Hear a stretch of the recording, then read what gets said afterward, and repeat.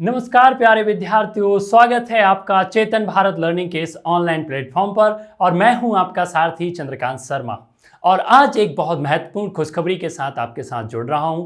हाल ही में हमने देखा कि बहुत सारे मीडिया घरानों के द्वारा या अखबारों में बिहार पीएससी के नोटिफिकेशन को लेकर खबरें आ रही थीं, जिनकी ऑथेंटिसिटी के लिए या जिनकी अधिकृत सूचना के लिए जब पीएससी आयोग के सदस्यों या अध्यक्ष जी से बात की गई, कमिश्नर साहब से बात की गई, तो ये पाया कि उन्होंने कहा हाँ, आज से 2-3 दिन के अंदर ही बिहार पीएससी का नोटिफिकेशन आउट होने वाला है। और जितने विभागों से जो पदों की जानकारी मांगी गई थी, वो सारे ही विभागों ने अपने पदों की जानकारी बिहार पीएससी को दे दी है। तो निश्चित ही 2 या 3 दिन में ही बिहार पीएससी की जो 67वीं यानी कि 67वीं जो बिहार पीएससी है, उसका नोटिफिकेशन आउट होने वाला है। और इसकी परीक्षा तिथि तो बिहार पीएससी पहले ही जारी कर चुका था। तो आज हम यही बताने के लिए जुड़े हैं कि हम मतलब सीबीएल की पूरी टीम आपके साथ जुड़ने वाली है बिहार पीएससी के नए कोर्स के साथ। तो सबसे पहले तो ये देखें कि जो बिहार पीएससी का नोटिफिकेशन आउट होने वाला है, इसमें क्या क्या चीजें हैं। ठीक है, अखबार की जो कटिंग है वो भी मैंने आपको दिखाती है, जिससे आपको ऐसा ना लगे कि सर ने वैसे ही वीडियो बना दिया है।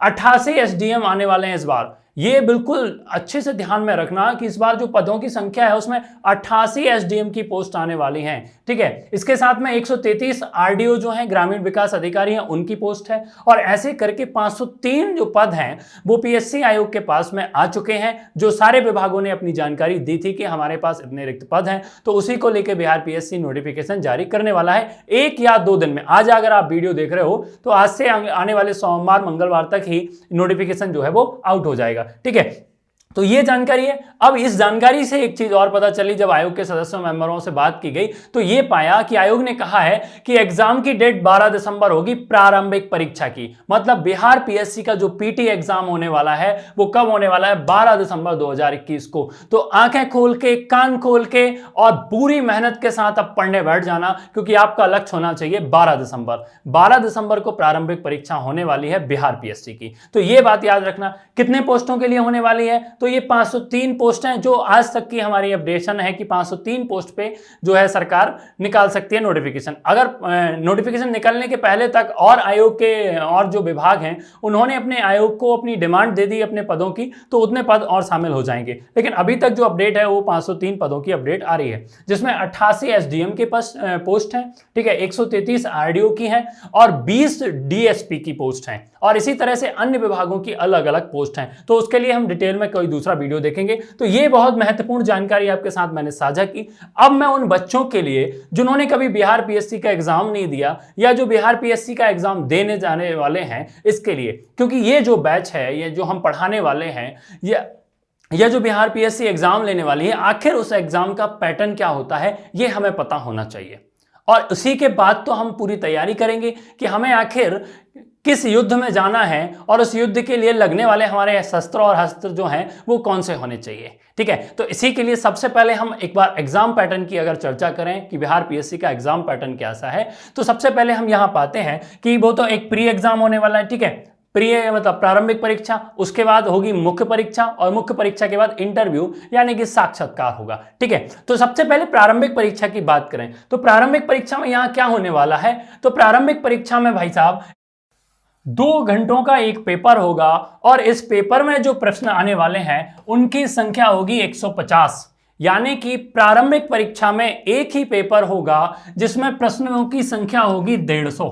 ठीक है, और 150 अंकों का ही ये प्रश्न पत्र होने वाला है। ठीक है, और दोनों मीडियम में प्रश्न आते हैं, हिंदी और अंग्रेजी दोनों माध्यम में प्रश्न पूछे जाते हैं। ठीक है, तो आपको कंफ्यूज नहीं होना कि हिंदी में देना है कि अंग्रेजी में देना है, तो दोनों माध्यम में प्रश्न पूछे जाएंगे। और प्रश्नों की जो संख्या है वो कितनी है? 150 अंकों का जो है वो प्रश्न पत्र होने वाला है।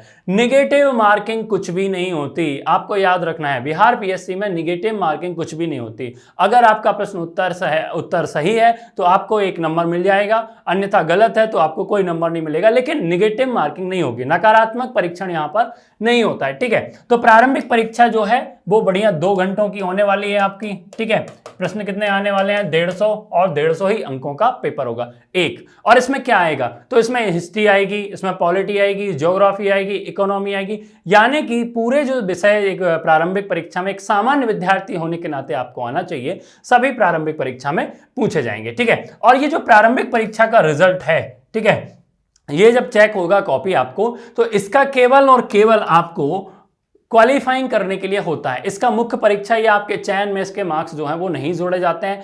पीटी अगर आप पास कर लोगे तो फिर आपको मुख्य परीक्षा में बैठने का मौका मिलेगा। तो ये तो प्रारंभिक परीक्षा का पैटर्न था, ठीक है, समझ में आया होगा। अगर मुख्य परीक्षा की बात करें हम, तो जब प्रारंभिक परीक्षा पास करके हम लोग निकलेंगे तो हमें मुख्य परीक्षा में जाने का मौका मिलेगा। और मुख्य परीक्षा जो है वो पूरी की पूरी लिखित परीक्षा के रूप में आपसे ली जाएगी। यानी कि आपको यहां पर आपके सब्जेक्ट के ऊपर जो पकड़ है या सब्जेक्ट की जो समझ है उसको लिखित रूप में बताना होगा। क्योंकि प्रारंभिक परीक्षा तो आपकी ऑब्जेक्टिव फॉर्म में हो जाती है, वहां पर आपको विकल्प वाले वस्तुनिष्ठ प्रश्न मिल जाते हैं। लेकिन जब मुख्य परीक्षा की बारी आती है तो आपको लिखित परीक्षा के रूप में इसको देना होता है। तो लिखित परीक्षा होती है जब, तो उसमें प्रश्न पत्र रखे गए हैं 3, ठीक है, 3 प्रश्न पत्र रखे गए हैं, ठीक है। और चौथा होता है आपका ऑप्शनल सब्जेक्ट का, ठीक है। अब यहां अगर हम देखें तो इसके अनिवार्य विषयों की बात करें तो ये कितने हैं, 3 हैं।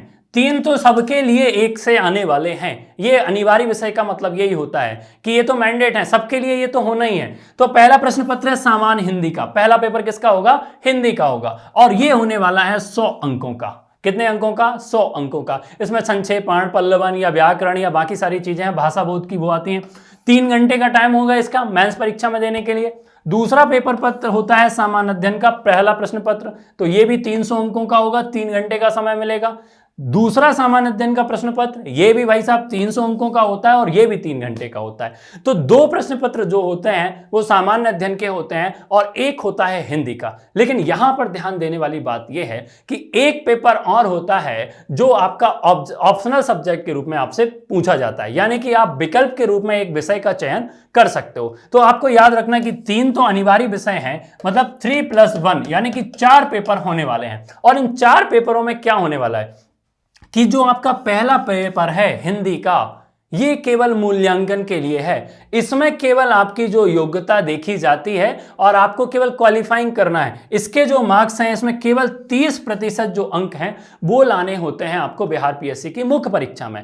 इसके जो अंक होते हैं वो आपकी मुख्य परीक्षा के बाद मेरिट सूची जो बनती है उसमें नहीं जोड़े जाते हैं। बस आपको हिंदी के पेपर में पास होना रहता है, यानी कि 30% अंक तो प्राप्त करने होते हैं। अगर इससे कम आते हैं तो आपको मुख्य परीक्षा में पास नहीं माना जाता, भले ही आप इन दोनों तीनों पेपर में अच्छे अंक लेकर आए हों। तो याद रखना, तो मुख्य परीक्षा में कितने पेपर होंगे, 3+1 होगा। तो 3 पेपर तो ये होंगे जो अनिवार्य होंगे और एक जो है वो वैकल्पिक होगा। और सभी प्रश्न जो हैं वो 300 अंकों के होंगे, ठीक है। ऑप्शनल भी जो होगा वो 300 नंबर का होगा। सामान्य अध्ययन 1 और 2 भी 300 नंबर के होंगे। और ये जो केवल आपका पासिंग मार्क के लिए या क्वालिफाइंग सब्जेक्ट के रूप में देखेंगे हम, तो वो कितने का होता है, 100 अंकों का होता है। तो ये समझ में आ गया होगा आपको कि मुख्य परीक्षा में 3+1 पेपर होने वाले हैं, ठीक है। अगर हम ऑप्शनल सब्जेक्ट की बात करें, हम वैकल्पिक विषयों की बात करें, क्योंकि सामान्य अध्ययन 1 और 2 में और हिंदी में तो सबके लिए एक सा पेपर है, लेकिन एक विषय हर एक विद्यार्थी को अपने आप को सेलेक्ट करना होगा कि जिस विषय पे उसकी अच्छी पकड़ हो, कमांड हो, जिसको अच्छे बेहतर तरीके से वो समझता हो और लिख पाए अपनी आंसर कॉपी में, तो उसी तरह के विषय को उसको मुख्य परीक्षा में चुनना चाहिए, ठीक है। तो यहां हम देखें ऐच्छिक विषय की जब हम बात करेंगे, ठीक है, तो ऐच्छिक विषय में प्रत्येक विषय जो है वो 300 अंकों का होगा। यानी कि हमने पहले ही देख चुके थे कि 300 नंबर का सामान्य अध्ययन का 1, 300 नंबर का सामान्य अध्ययन का 2 और 300 नंबर के सामान्य अध्ययन वो ऑप्शनल वाला सब्जेक्ट जो है वो ऐसे करके 900 अंकों का जो है वो मुख्य परीक्षा का पैटर्न होता है, ठीक है। अब यहां पर विषयों के जो है वो कोड दिए गए हैं या विषय की जो सूची है वो देखी गई है, ठीक है। आप कृषि विज्ञान ले सकते हैं, आप मानव विज्ञान ले सकते हैं, रसायन विज्ञान ले सकते हैं, वाणिज्य शास्त्र और लेखा विधि ले सकते हैं, विद्युत इंजीनियरिंग ले सकते हैं, यहाँ पर भू विज्ञान ले सकते हैं, श्रम एवं समाज कल्याण को चुन सकते हैं, प्रबंध, यांत्रिक इंजीनियरिंग, भौतिकी, मनोविज्ञान, समाजशास्त्र, प्राणी विज्ञान, अंग्रेजी भाषा और साहित्य को भी आप आपके जो वैकल्पिक विषय है उसकी श्रेणी में चूज कर सकते हैं, बांग्ला भाषा और साहित्य, ठीक है, पशुपालन, पशु चिकित्सा विज्ञान, वनस्पति शास्त्र, सिविल इंजीनियरिंग, अर्थशास्त्र, भूगोल, इतिहास, विधि, गणित, दर्शन शास्त्र, इन सारे विषयों को आप अपनी मुख्य परीक्षा के में ऑप्शनल सब्जेक्ट के रूप में या वैकल्पिक विषय के रूप में चुन सकते हैं। राजनीति विज्ञान और अंतर्राष्ट्रीय संबंध, लोक प्रशासन, सांख्यिकी, हिंदी भाषा और साहित्य, उर्दू भाषा और साहित्य, संस्कृत भाषा और साहित्य, ऐसे करके ये 33 विषयों की जो सूची है, ठीक है, मतलब 37 विषयों की जो सूची है वो आपको वैकल्पिक विषयों के रूप में रखी गई है। तो इसमें से जो विषय आपकी पसंद का हो, जिस विषय को आप बहुत अच्छे तरीके से समझते हो, उस विषय को आप अपना वैकल्पिक विषय बना सकते हो, जिसका पेपर होगा कितने अंकों का? 300 अंकों का। तो सामान्य अध्ययन 1, सामान्य अध्ययन 2 और ऑप्शनल सब्जेक्ट के तीनों के पेपर के मिला के जो 900 अंक होने वाले हैं, यही 900 अंक आपको इंटरव्यू में पहुंचाने का काम करेंगे। यदि यहां पर आपके अच्छे नंबर आते हैं तो आपको इंटरव्यू देने का मौका मिलेगा, ठीक है। तो आपको याद रखना है कि जब आप वैकल्पिक विषय के साथ में मुख्य परीक्षा पास कर लेंगे तो फिर आपका जो चौथा चरण आता है, या यूं कहें परीक्षा का तीसरा चरण जो आता है, वो है आपके व्यक्तित्व परीक्षण का, साक्षात्कार का, यानी कि इंटरव्यू का, जिसमें आपकी पर्सनालिटी चेक की जाएगी और ये होगा 120 अंकों का, ठीक है। तो 900 नंबर का आपका मुख्य परीक्षा का और 120 अंकों का होगा आपका इंटरव्यू। तो इन्हीं दोनों को मिलाकर जो है आपकी मेरिट सूची बनती है, ठीक है। इन्हीं दोनों को मिलाकर क्या बनने वाली है? आपकी मेरिट सूची बनने वाली है। तो जो विद्यार्थी परीक्षा की तैयारी कर रहे थे या जो अभी इंतजार में थे कि आयोग पता नहीं कब तक अपना नोटिफिकेशन जारी करने वाला है, ठीक है, मैंने मुख्य परीक्षा के सिलेबस में मैं आपको आने वाले वीडियो में पूरी एक अच्छी सी जानकारी दे दूंगा कि कौन सा विषय है, उसमें क्या क्या टॉपिक्स दिए जाते हैं, या प्रारंभिक परीक्षा में विषय रखे गए हैं तो उनके अंदर क्या क्या चीजें इंपॉर्टेंट होती हैं जो बार बार पीएससी पूछता है, बिहार पीएससी, ठीक है। और मुख्य परीक्षा के पैटर्न में किस तरह के क्वेश्चन आते हैं, कॉपी किस तरह की होती है, इन सब पे हम फिर कभी बात करेंगे। आज बस इतना ही बताना था आपको कि बिल्कुल आप अच्छे मन से, पूरी तरह से एकाग्रता के साथ आप तैयारी में जुट जाइए, क्योंकि बहुत कम समय बचने वाला है हमारे पास। 12 दिसंबर की डेट आ चुकी है बिहार पीएससी के लिए, ठीक है। तो सभी लोग लग जाइए। हमारी जो सीबीएल की टीम है वो आपके लिए बिहार पीएससी के लिए एक विशेष बैच लेके आ रही है। शीघ्र इसकी घोषणा आपको इसी चैनल पर मिल जाएगी, ठीक है। तो तब तक पढ़ते रहिए, मस्त रहिए, धन्यवाद।